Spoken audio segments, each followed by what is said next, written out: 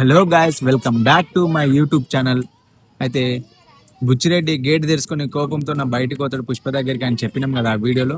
అయితే బుచ్చిరెడ్డి కోపంగా గేట్ తెరుచుకొని బయటకు పోయి పుష్పని అసలు ఏం చేస్తాడు, లోపల గుంజుకోపోతాడా లేక పుష్పని ఆనే కొడతాడా, అసలు ఏం జరుగుతుంది, పుష్పని బలవంతం చేసి ఒప్పిస్తాడా అనేది ఈ వీడియోలో తెలుసుకుందాం.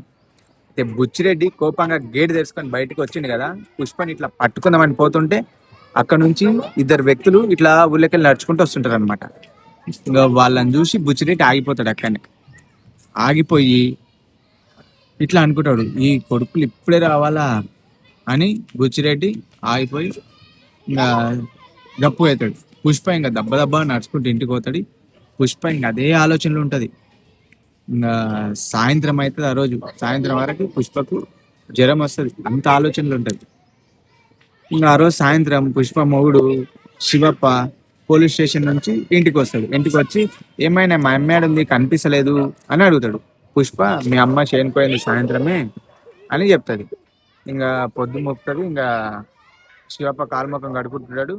ఇంకా అప్పుడు కేశిగాడు ఇద్దరు జీతగాళ్ళు ఇంకా దొడ్లే ఆవులను కట్టేసి పాలు ఇట్లా విండుకొని వాళ్ళ అమ్మని దేవుకొని ఇంటికి వస్తుంటారు. ఇంకా నలుగురు కలిసి ఇంటికి వస్తారు.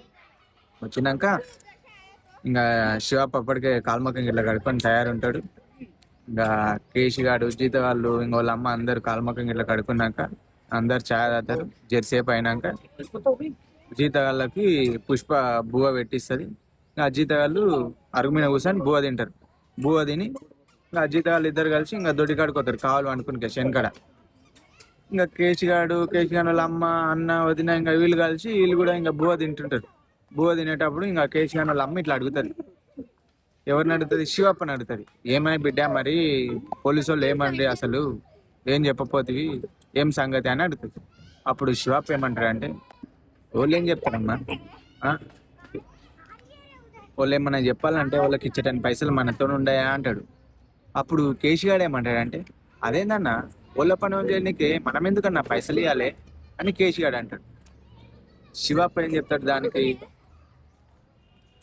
వాళ్ళ పని వాళ్ళే వేయాలరా, కానీ వాళ్ళు మన కోసం పనిచేసేటోళ్ళు కాదురా, పేదల కోసం పనిచేయరోళ్ళు, పైసలు ఉన్న వాళ్ళకు బలిసిన వాళ్ళకు అసంటి వాళ్ళకు పనిచేసేటోళ్ళు అని శివప్ప చెప్పి పెళ్ళని ఏమే కూరయ్యి అంటాడు. పుష్ప అదే ఆలోచన వేసుకుంటుంటుంది. పొద్దుగాల జరిగిన సంగతి ఆలోచన వేస్తుంటుంది. అంటాడు, పలకదు. సరే గట్టిగా బెదిరిస్తాడు. కొంచెం కూర అంటున్నా, ఎంతగానో మేము చింత చేస్తున్నావు అంటాడు. పుష్ప అప్పుడు ఏంలే అని కూర వేస్తుంది. ఇంకా తింటుంటాడు. ఇంకా కాశం ఎట్లా అంటది, అట్లా కాదు బిడ్డ, అసలు లేమన్నారు అజ్జప్పుడు బిడ్డ, అసలు పట్టుకోమన్నారా, అసలు పొద్దున ఏం జరిగింది పోలీస్ స్టేషన్ అని కాశం ఆడుతుంది. ఏం లేదమ్మా, వాళ్ళు నన్ను చక్కగా పైసలు అడగలేక పట్టుకుంటాం అబ్బా, ఒక దినం ఆలస్యం అవుతుంది, ఒక దినం దబ్బునవుతుంది అని మొత్తానికి అయితే పట్టుకుంటాం. జర నువ్వు కూడా మాకేమన్నా చూడాలి అంటే నేను ఇట్లా అడిగినా అమ్మ. అప్పుడు ఏం చూడాలి సార్, నాకు అర్థం కాలేదు సార్ అని అడిగిన. దీంట్లో అర్థం కాకపోయినాకేముంటామి, పసిపిల్లలకు అర్థమవుతుంది ఇది అని అంటాడు. సరే పో, పట్టుకున్నప్పుడు నేను పిలుస్తాం పో అని చెప్తున్నాడు. పైసలు అడుగుతున్నాడు మొత్తం ఎక్కడ తిరిగి అంటే అప్పుడు కాశమ్మ ఏమంటది, సరే బిడ్డ, ఇప్పటికే మనం మస్తు నష్టపోయినాం, సార్లు నష్టపోయినా కాడికి, సరే ఎట్లా ఏది ఉంటే అట్లా అవుతుందిలే అని కాశమ్మ చెప్తుంది. అప్పుడు కేశిగాడు ఏమంటాడు, అట్లెట్లా గప్పు ఉండాలమ్మా, ఆ కొడుకులను విడిచిపెట్టేదే లేదు అని కేశిగాడు గరం అవుతాడు. ఉడుకు రక్తం. ఇంకా అట్లా మాట్లాడుకుంటా భోగిట్లా తిని కేశిగాడు దొడ్డికాడికి పోతాడు. కావాలనుకుని కేశిగాడ కాశమ్మ కూడా పోయి అమ్మ అనుకుంటుంది. ఇంకా పుష్ప శివప్ప ఇద్దరు పండుకుంటారు. ఇప్పుడు పుష్ప ఇట్లా అంటది, ఏమే శివప్ప అంటే, శివప్ప చెప్ప అంటాడు. అప్పుడు కుమ్మర్రాజప్ప వాళ్ళు రామరెడ్డి వాళ్ళు కొట్లాడిండ్రు కదా, అప్పుడు కుమ్మర్రాజప్పని మస్తు కొట్టిండ్రు, పంచాది కూడా అయింది అని పుష్ప అంటది. శివప్ప పంచాది కూడా అయింది, కానీ ఏమైంది, అంతా కాపొందికే మాట్లాడిండ్రు, ఏమన్నా న్యాయం జరిగిందా, జరగలేదు కదా అంటాడు. మరి అట్లా ఎందుకు కుమ్మర్రాజప్పళ్ళు మరి అప్పుడు స్టేషన్ కూడా పోయిండ్రు కదా అంటారు. పోలీస్ స్టేషన్కి పోయినా కూడా ఆడ కూడా కాపొందికే మాట్లాడిండ్రు. ఇగో ఆడ పోయినా సరే పైసలు ఉన్నోళ్ళదే న్యాయం, పేదలకు గట్లనే అవుతుంది, న్యాయం జరగదు పేదలకు. అప్పుడు పుష్ప అంటది మరి రాజుతో పోతే కూడా న్యాయం జరగదంటే ఆడ కూడా ఈ కొడుకులే ఉంటారు కదా పంచాయతీలా. ఈ మూతులు నాక కొడుకులు ఉన్నంత వరకు పేదలకు న్యాయం జరగదు. ఈ పేదల మీద ఉన్నది లేనిది అంతా చెప్పి మనల్ని తిప్పి పొడుస్తారు మళ్ళా అని శివప్ప అంటాడు. ఇంకా అప్పుడు పుష్ప ఇంకా ఆలోచనలో పడుతుంది, ఆ బుచ్చిరెడ్డి గారి గురించి నా మగునికి చెప్పుందా వద్దా, చెప్తే ఏమవుతుందో ఎంత కొట్లాట అవుతుందో, అసలు నా మగుని ఏం చేస్తారేమో అని ఇంకా అట్లే ఆలోచన చేసుకుంటా పండుకుంటారు ఇద్దరు. పండుకున్నాక మనతో పొద్దుగాల కేసీగా లేచి చక్క రాజు అనుకోతాడు. పోయి రాజుకి అంతా చెప్తాడు, ఇంకా బాధ గీద అంతా చెప్తాడు. ఇట్లా అయింది అట్లా అయింది, ఇంకా దొరకలేరు, పోలీసులు పట్టుకుంటలేరు, అది ఇది మొత్తం చెప్తాడు. చెప్పి కేసీగాడు దుల్ల నేర్చుకొని ఇంకా పోతాడు, దుల్ల కాడికి పోతాడు. ఇంకా పోలీసు వాళ్ళని రాజు పిలుస్తాడు. పిలిచి ఏమంటాడంటే ఏం సంగతి, వాళ్ళని పట్టుకుంటారా లేదా అని అడుగుతాడు. అప్పుడు పోలీసులు ఏమంటారు, అయ్యా పట్టుకుంటామయ్యా, అదే పనులు ఉన్నామయ్యా, అది దాని ఇంకా పోలీసు వాళ్ళు ఇంకా చెప్తుంటారు. ఇంకా పోలీసు వాళ్ళు ఎట్లా చెప్తారు తెలుసా, అట్లా వాళ్ళ భాషలో వాళ్ళు చెప్తారు. చెప్పినాక ఇంకా రాజు పోలీసు వాళ్ళు కలిసి మంచి షెడ్ మాట్లాడుకొని పోలీసు వాళ్ళు ఆ నుంచి పోతారు. పోయినాక 2-3 రోజులు అయిన తర్వాత కేసీగాడు వాళ్ళ అన్న, ఇద్దరు జీతగాళ్ళు, నలుగురు కలిసి ఆ రోజు ఆవుల కాడికి పోతారు. కేసీగాడు వాళ్ళ అమ్మ షేన్ కాడ తుకంకి నీళ్ళన్న పెడదామని షేన్ పోతుంది. వీళ్ళందరూ పోతారు. అట్లా కేసీగాడు వాళ్ళ ఇంటి చుట్టుముట్టు ఉన్న ఊళ్ళో 10 అయిందంటే ఇంకెవరు ఉండరు. ఎవరిని షేన్ కాడు పోతాడు, ఎవరిని పని కాడు పోతాడు. 10 తర్వాత ఊర్లో ఎవ్వరు ఉండరు, ముసలోళ్ళు తప్ప. ఉంటే ఇంకెవరన్నా ఆడవాళ్ళు ఉంటారు, ఎవరో కొంతమంది. అయితే కేసీఆర్ ఇంటి చుట్టుముట్టు కూడా ఎవరు లేకుంటారు. ఇంకా కేసీఆర్ వచ్చి ఆ రోజు నీళ్ళకి పోతుంది.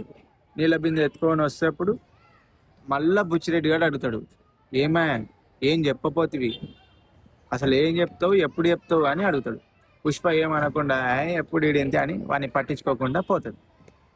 ఇంకా బుచ్చిరెడ్డి గారికి ఆ రోజు చాలా కోపం వస్తుంది.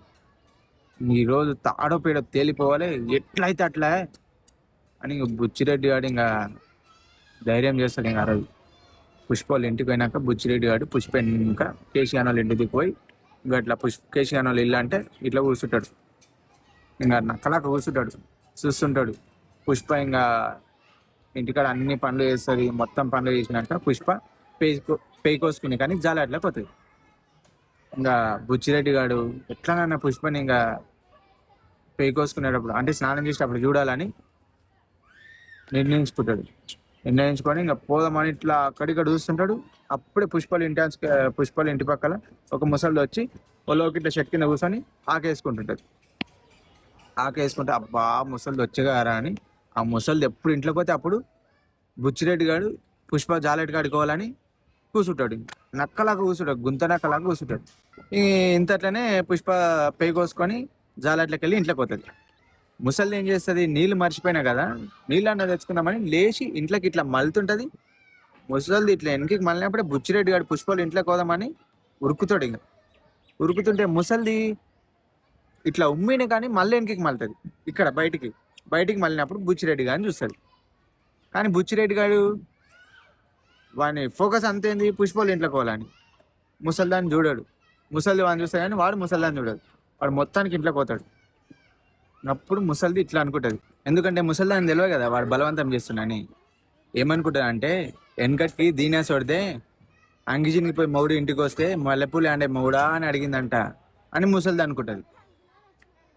అయితే మరి ఆ బుచ్చిరెడ్డి అనేటోడు పుష్పతోనికి ఇంట్లోకి పోయి పుష్పని మానభంగం చేస్తాడా లేకపోతే బలవంతం చేస్తాడా, అసలు ఏం చేస్తాడు, కొడతాడా, చంపుతాడా, లేక ముసలిది పోయి అంత లొల్లిలో వేసి మందిని గుంపు చేస్తాడా పుష్పాలు ఇంటి దగ్గర అనేది నెక్స్ట్ వీడియోలో తెలుసుకుందాం.